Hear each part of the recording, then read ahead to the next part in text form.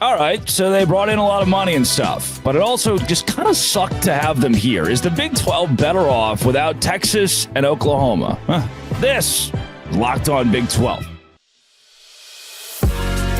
You are Locked On Big 12, your daily podcast on the Big 12 Conference, part of the Locked On Podcast Network, your team every day.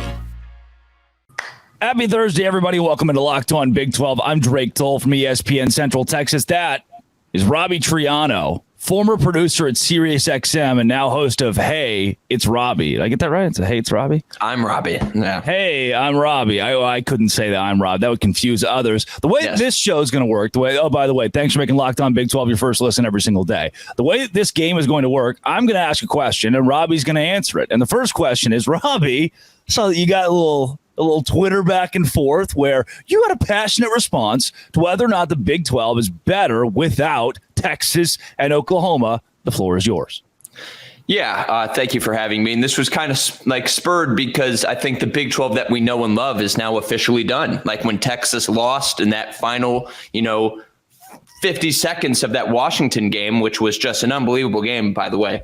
But when they lost that, like the Big 12 you knew and loved growing up is officially done. Like we are now in a league where the two biggest schools are officially not going to be playing football here anymore. And we will be having 8 schools in the span of 2 years, joining this conference. And the point of is the Big 12 better without Oklahoma and Texas? Like there are 2 points here. There's one of where I got in a fight with Shahan Jayaraja, who is a reporter for CBS Sports and I consider a friend. And I was like, it wasn't really a fight. It was kind of all right, we're having a disagreement and it's really online so everyone can see. Yeah. But his point was the Big 12 will be better because this gives an opportunity for Oklahoma State or West Virginia or Iowa State and fan bases who haven't necessarily been at the top a chance to finally prove themselves in the Big 12. And I understand that. And it's also the league is now I just feel like there's a new direction of the league and it doesn't need to cater to the needs of Oklahoma and Texas. And I get that. But my point is and I hate that it's making me sound like I love Oklahoma and Texas because I really do love the rest of the Big 12 more. But how can this league be better without your 2 biggest brands? That's like if McDonald's didn't serve the burger and the fry. That it just doesn't make sense. Is that a thing? Are they going to stop doing that? Yeah.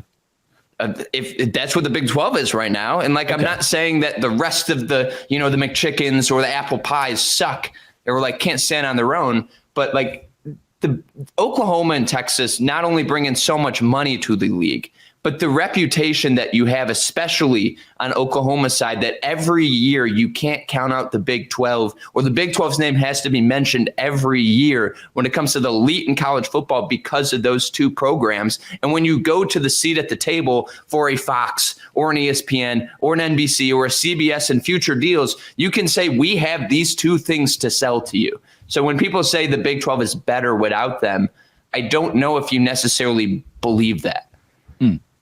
I liken it to Freddy's. I don't think Freddy's has a very good cheeseburger. I have been and gotten good cheeseburgers there. The last time I went, I didn't. Most people go to Freddy's to get ice cream and desserts. While we may have lost our burgers and fries, the burgers and fries kind of tasted gross most of the time anyway. And the dessert is what we like, and we're getting even more dessert. Hey, one of the things that I'll push back on here when it comes to, and most of the argument that I will give cannot be a monetary argument. The reason being is that Texas and Oklahoma make so much more. Their endowment is so much larger. Texas had its own sports network with ESPN. Those are the 2 biggest brands in the Big 12. You cannot argue that. Losing them loses some kind of negotiation power with the TV stations, TV markets, TV whatever, TV companies. However, the Big 12 is still in a better spot than the ACC when it comes to negotiating TV deals. And that, to me, shows the Big 12 is still at the top of college athletics without Texas and Oklahoma. So when you say, is it better from a money standpoint, it's objectively no. However, from a culture standpoint, I think what you're going to see is yes, because when you lost Texas A&M and Missouri and Colorado, you thought, oh, wow, the Big 12 that I know and love, we had the same conversation 10 years ago. The Big 12 I know and love is going away. And then the new Big 12 with the 10 teams in the round robin format was badass and awesome and was better, arguably, than the 14 team or the 12 team Big 12. And now I think the Big 12 we know and love is going away, but I'm going to know and love this one. I'm going to love this Big 12 even harder. These 16 teams, by virtue of what could be positive attrition from a culture standpoint, will merge well. And what I mean by positive attrition is if you don't want to be here, go. If you're the ACC and Florida State doesn't want to play in your conference, it is less problematic if they're not in your conference.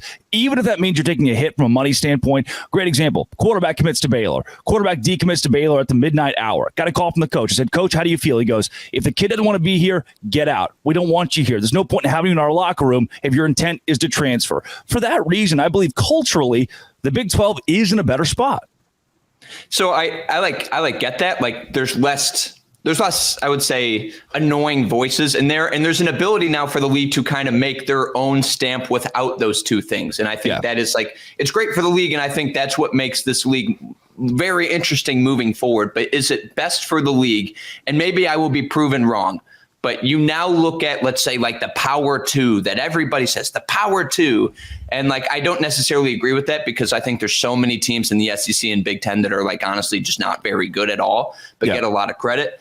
But you look at, the top 25 programs when it comes to recruiting. Where is Oklahoma? Where is that in the Big 12? When you look at a program that in the college football playoff, if they make it in the 12 team, what is one that you can say right now is going to dominate and make a national championship and be the team to go there? And does that make the league better if you have a team like that? I think there's an argument that do you value the regular season more in parity and finding a new champion every year? Or is it better to have a national champion every single year? And I'm on the camp of you want to have teams that at the end of the road are competing at the highest level. And that's where I think obviously they caused a whole bunch of ruckus and so mostly Texas. I would say a lot of this is just pinned on Texas. But if you could have the 16-team Big 12 next year and still have Oklahoma and Texas along with that to be 18 teams, would you take that? And I think there's no way anyone would say, you know what, I'd rather not have them unless you are purely a fan that absolutely hates those two schools. I'll push back there and say if you're a fan that does approach the parity with the idea of I just want to be a fan. Right. If I take my analytical glasses off, if I'm no longer this pro analyst that wants to break down the Big 12 and I just want to see damn good football where anybody can beat anybody, that's what this conference has become. And I think will continue to be. Now, what does that do for you from a branding standpoint and nationally? Not a lot. People don't love parity. I am watching West Virginia and Kansas State. The rest of the country is less dialed in on that. So the way that I view this, from a fan standpoint of a Big 12 team, I'm having a damn good time. If the rest of the country's not watching this, that doesn't affect me or my household. You can say oh, well, your team is going to lose $5 million this year. Your conference is going to lose $10 million. I don't see that money. I don't get that money. And I still think the Big 12 is in a stable enough spot, more so than the ACC, that it's not going anywhere. Even you're making the argument that, no Big 12 teams won a national championship in 20 years. That does not affect me and my household. I'm having a good time with my product. And to me, I don't think the Big 12 necessarily has to be worse off when the people who are already in this league are eating it up. And Brett Yormark's using the WWE stuff and the New York stuff to try to build that and get more fans. But look, this is, to me, college football is not in as bad of a spot as most people think. Everybody, the sky is falling. I agree with that. Yep. I don't hate where the Big 12 is right now without Texas and Oklahoma because you're going to be able to see teams like Colorado, Oklahoma State win more consistently in Texas Tech and TCU. The same TCU team that won a college football playoff game that Texas and Oklahoma both couldn't do in this league. What I am worried about, though, What I'm worried about, because when they got the media rights deal, the Big 12, we are all thank God, because it not only kept the teams here, but able to expand. Okay, so the Big 12 really has 5 years to basically show, or however long, it's a 5-year deal, right? So it's however long this deal is, they have to show they are more than what they got and able to be like, you know what, we're here in college football. But what I am very much worried about is that as much money as the Big 12 got, the other two leagues have gotten significantly more. And people at home may not be like, I'm not getting that money. But the thing is, like, what does that money do? And what that money does is get you, I would say most important, is get you the head coach and the leader that you need to have. And if you look at the highest paid coaches in college football, like usually those coaches are the best in college football. There's some outliers like Mel Tucker a couple years ago, or Jimbo Fishers, but really like Nick Saban, Dabo Swinney, Kirby Smart, Ryan Day, who maybe you have Lincoln Riley, Brian Kelly. Like you have the best coaches making the most amount of money. If you are consistently not able to purchase or get those type of coaches and constantly having to rely on, all right, we have to get the guy who is in the weeds or did really well at a G5 or hell was the best coach at a D2 place. Like, I don't know if you can be taken necessarily, like consider yourself the best in college football if you always have to be working like against that type of resource. And I think after 5 years, like the gap is just going to be so wide. And like, I know we hate Oklahoma and Texas, but how can you say the league would be better without them? That's where I'm like, I think people are not getting the long-term view as more of like I'm a fan. I hated those schools. I'm happy they're gone. Well, and the Big 12 is going to make more money without Texas and Oklahoma in their TV deal. Most of that being the way inflation has gone, these TV deals are getting larger and larger. Right. It's tough to make that a crutch of the argument, but there is some upside, though you argue $20 million gap between the SEC and the Big 10 and the Big 12. That is going to make an effect here, but to push back from a practical, like, hey, here's the quantitative standpoint. How many Big 12 coaches have left for the SEC or the Big 10 in the last 5 years? It hasn't become the same minor league that we expected it to be. It's not Lance Leipold, we can go poach him. Oh, Chris Kleiman, we can poach him. Oh, Dave Aranda. There was a point in time where they were arguing, LSU should hire Dave Aranda. They went with Brian Kelly. So the Big 12 has not become this feeder into the large conferences like we expected. And in the 5 years, we'll learn if that will happen. And we'll learn if the Big 12 can adapt via expansion. Let's go there next. The stability of the Big 12 moving forward, and is it more stable culturally even than the SEC and the Big 10? Here on Locked On Big 12, part of the Locked On Podcast Network, your team every day. Today's show is brought to you by Game Time. Game Time is where I go when I need tickets. The lowest prices, the best deals. I like going and watching sports teams play ball. And when I need to do that, I like to do it cheap, and I don't like the whole hassle of the ticket buying experience. I go to the Game Time app, I click, 2 clicks, we're in, we're done. I can see the seat. It's row 7, section 48. You can see what the seat looks like, last-minute tickets, flash deals, zone deals, easy to find and buy tickets for every kind of event in your area. Game Time is the only ticketing app that gives you complete peace of mind with your purchase. See that view, all-in prices. Buy tickets with 2 taps. They're obsessed with finding ways to help you save money on tickets. Take the guesswork out of buying tickets with Game Time. Download the Game Time app, create an account, use code Locked On. $20 off your first purchase. That's right, code Locked On for $20 off. If the tickets are $20, that's fine. You get a free ticket. That's how the math works. Download Game Time today. Last minute tickets, they're the lowest prices and they're guaranteed. Stability. The Big 12. Is it more stable than the SEC and the Big 10? And before I even unpack that question, because it's very blunt, Robbie, give me your unabridged yes or no. Is it more stable than the Big 10 or the SEC? That's a great question. The reason the ACC is not included here is because that one's an objective yes. So, like, there's a lot of ways to unpack this. Like, what does stable mean? And stable for this league, and why the Big 12 was able to kind of, save itself after OU and Texas left is because a conference like the Big 10 and the SEC did not want to take them, and the Pac-12 was stupid enough to not take schools like Oklahoma State or Kansas or hell, even like an Iowa State. So in the terms of stability, no, I think the Big 12 is not as stable as the Big 10 or the SEC, just because I think the money that is there, and I also think just the pure name brands that are there. Is it more safe for a school like Rutgers or even a school like Vanderbilt? Like, hell, if they're just like, we're just going to kick these schools out. Like, it's not stable in terms of that. But I do think that those leagues are definitely more stable just because of the money, the resources, and Just like who is exactly there? Stability and depth. I see a lot of stability and depth. And the Big 12 doesn't have a Vanderbilt. The Big 12 doesn't have a Rutgers who was good, or a Northwestern who was good, or a Purdue. You can kind of go down the list of these Big 10 teams, especially in the Big 10 West, that just haven't been very good at football aside from one-off years. In the Big 12, you can say, oh, well, what if Cincinnati is your Vanderbilt? Well, Cincinnati went to the college football playoff a couple of years ago, and BYU won double-digit games a couple of years ago and had a number 2 overall quarterback going in the draft. And, UCF has a claimed national championship and is recruiting their ass off right now. I mean, there is stability in the depth of the conference, and the only team you can point to and really say, hey, they haven't been good in a little bit, is Arizona State. Outside of that, everybody, even Baylor, who was 3-9, won there's a reason I have the hat on. They won the Sugar Bowl in 2021 with Dave Aranda. So there is a league where you don't have the one team, the 2 teams, the 3 teams that you're going to beat every year. In the SEC, it's a myriad. I mean, A&M's kind of become that, where everybody expects, if you're a legitimate team in this conference, a top 5 team, you're going to beat A&M. You're going to beat Auburn. You're going to beat Mississippi State and Arkansas and Vanderbilt.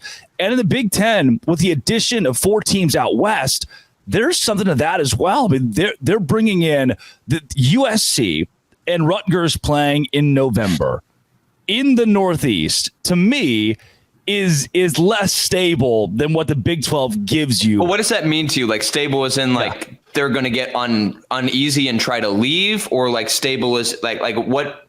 Like how does that make it unstable though? It's almost, and I know that culture is often qualitative. And we can't make the numbers argument because the gap in the money is so deep.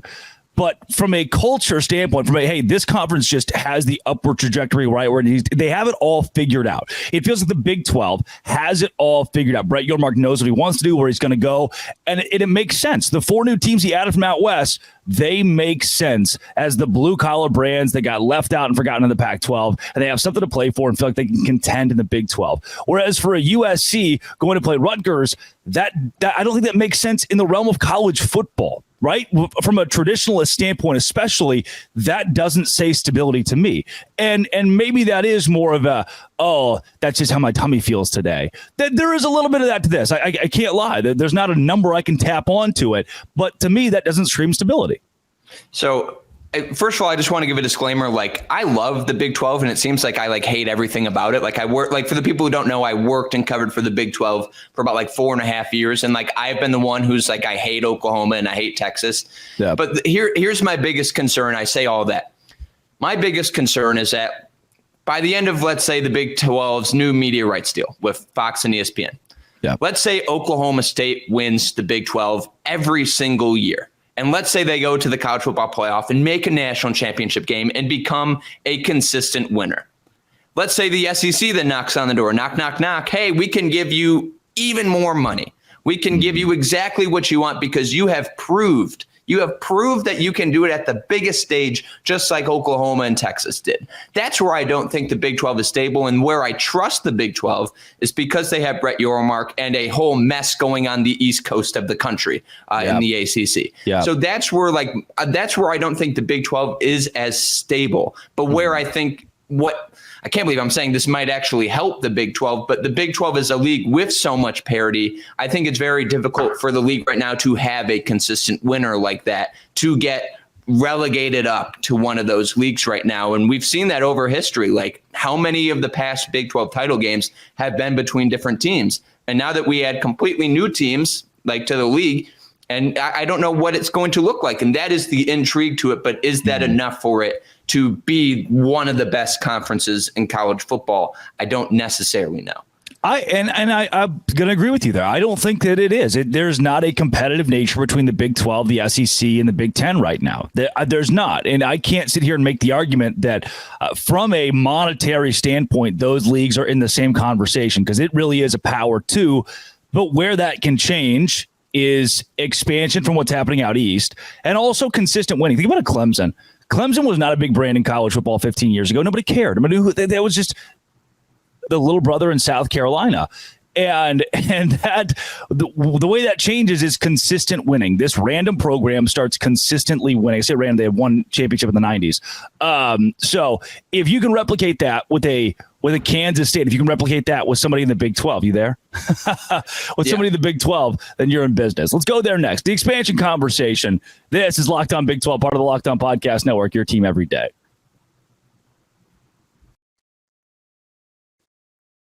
Today's show is brought to you by LinkedIn Talent Solutions. I hire an intern every semester. I like to go and say, hey, can you do some social media stuff? Because I don't like to do all the social media stuff. So at Game Time, that's where you buy your tickets.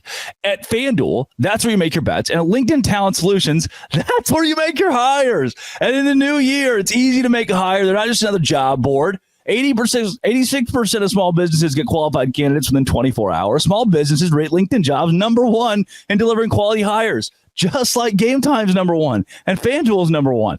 LinkedIn also knows that small businesses are wearing so many hats, and they might not have the time or the resources to hire, so they want to help you make it a quick, intuitive, and easy process. Post your job for free at linkedin.com/lockedoncollege, linkedin.com/lockedoncollege to post your job for free. Keep in mind, terms and conditions do apply.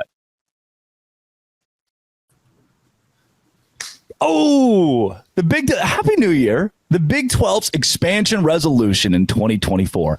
Robbie, look, things are falling apart in the ACC. Florida State said they want to leave. I don't think Clemson and Miami are going to sit around and wait for this. It sounds like UNC and Virginia don't want to either. Do you see a realm? Because as the days go by, the more I dig into this, the more it seems like, all right, maybe Clemson and Miami's brands are not as big as we thought they were to get into the SEC or finagle their way in the Big 10. Is there a way these teams fall to the Big 12? That's where I need to trust Brett Yormark a whole lot, because I think culturally a school like Clemson and a school like Florida State, that is a perfect match for the SEC. I think that is exactly the schools that they want. And a school like Miami, to me, should be, I can't believe it. I think Miami, to me, is the Big 12 school that the Big 12, or that they should be going for the hardest. And I've had this for a while because that's a team that hasn't necessarily had the recent success, but they have the history and they have a major city behind them in Miami. And I just think, to me, Coral Gables, but yes. Yes. But that, to me, that screams like a Brett Yormark type of school. Big market, big area that you can go for, and something that you can put in the Big 12, and they can be one of the best teams, not one that is consistently falling on their butt or straight on their head every single year that they've been doing really for a long time. So if I were the Big 12, obviously you want to get a Clemson and a Florida State. But for me, if you could end up with a Miami, that is massive. And you can I think that's where the strategy of Brett Yormark is, marketing and heading those big populated areas. A lot of people are going to hear this argument and think that's a stupid, silly argument. And maybe it is, but I have been on this train for weeks now, and I can't come off of it. If you make Clemson bad at football for the next 5, Dabo Swinney leaves, what did you just add to the SEC? What did you just bring to that conference? And are they still excited that they brought Clemson into the SEC? If Florida State's bad at football for 5 years, if Texas or Oklahoma, if those schools are bad at Ohio State or Michigan, you still brought in Michigan. You still brought in Florida State. Again, because Clemson wasn't really on the map in college athletics 15 years ago as a powerhouse, now what does the SEC get with a team that when they lose Dabo Swinney might not have consistent wins? That's what helps build a brand and an endowment and an athletic revenue is winning, and winning at a peak level. Clemson just did that. That's how they got big. It wasn't, here's this historic powerhouse. It's here's this new blood that was good long enough to stay in the top of college football's on the tip of our tongue in college football. To me, that kind of screams Big 12. That's a good point, but I also have to give credit to Clemson, as in they also as a university understood how important it is to have football being your biggest advertisement.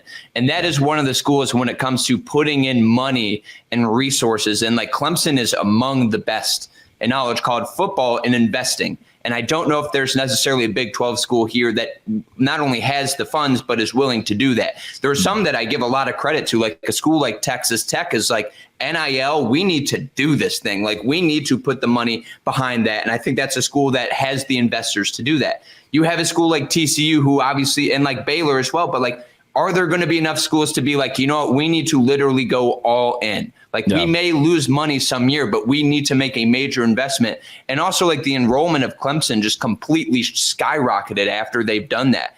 And that's where like a Big 12 school really needs to do that. And if Clemson joins the Big 12, like, that would be the win of all wins, even if Dabo Swinney leaves, just because he has built the place to where it is. Yeah. And that's where I think that's a school that a lot of people, if that became open, would happily love to go to. If the Big 12 is able to land a Miami or a Clemson and even into a Pitt, you create some of these, you build back some of these great rivalries, or a Louisville, who has been thrown out in the ether.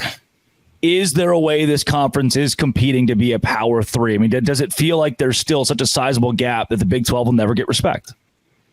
That's where, like, I've made this point. If you go to my YouTube page, hi, I'm Robbie. I did a whole big video about like what the Big 12 needs to do to close that gap. And the number one thing, and I think this gets lost on people, it's not the schools you add. It's not what Brett Yormark does to get Nelly in the building. It's not, let's have DJ Khaled coming out here. These teams just need to win. Like, that is the ultimate way to close the gap. You need Kansas State to be a consistent winner. You need TCU to go out there and like not have a 5-7 year after going to the national championship game. You need Oklahoma State. Like, this is where this league, like, we can talk about who can we get? How can we close the gap? Like, if you get a school like Miami, definitely that closes the gap. But the number one thing you need is a school that wins and wins and wins. So the next media rights deal, we can be like, we have this team that has done this much on the national stage and has this amount of ratings. And that's where, like, this is the ultimate way for the Big 12 to come back, is to develop a winner. And that's where I get a little bit concerned, because I'm not saying like if you are bad at recruiting or you're not in the 25, like, you suck, because I think there's so many amazing and great coaches in this league and like so much good development. But do you want to know who's a really good developer of talent? Nick Saban, Kirby Smart. Like, there's a reason so many of those players go to the NFL, because they get them and they make them to where they are. And that's where I think the Big 12 is just behind, and like, they just need to win. They need to continue to winning. And that's where, like, that's the only way to close the gap in my mind. That's how you build a Clemson. You win. You build it. It starts with consistent. Like, that's right. That's where I like the Big 12 can't have a team every single year. That sucks. That we're like, oh, it's a league of parity, but I don't want parity. It's like, but that's how you do it. Yeah. And it's a pipe dream. You have 3 teams at the top of the conference that all find their way into the college football playoff. A couple 11-1s and 1 12-0. That'd be good. And then those teams compete in the 12. That's you expedite the process. You expedite the process with as many college football playoff teams as possible moving forward and winning in the college football playoff. Speaking of winning, I feel like I always win as a follower of Robbie Triano on Twitter. How can people find your work? You can follow me on Twitter at the Triano Kid. Right now, I'm living in the great city of Chicago. I work for 670 The Score, so great little place. #1 radio station in Chicago. But I just started a YouTube page because I'm like, why not? Like, I'm tired of just going on this Drake guy's show. Maybe I should do my own. That's me. To them.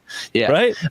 No, but I love you very much. So that was not a dig at all. But yeah, you can follow me there on YouTube. Hi, I'm Robbie. I do college football, do whatever's on my mind. And I love doing the show because I consider you a great friend.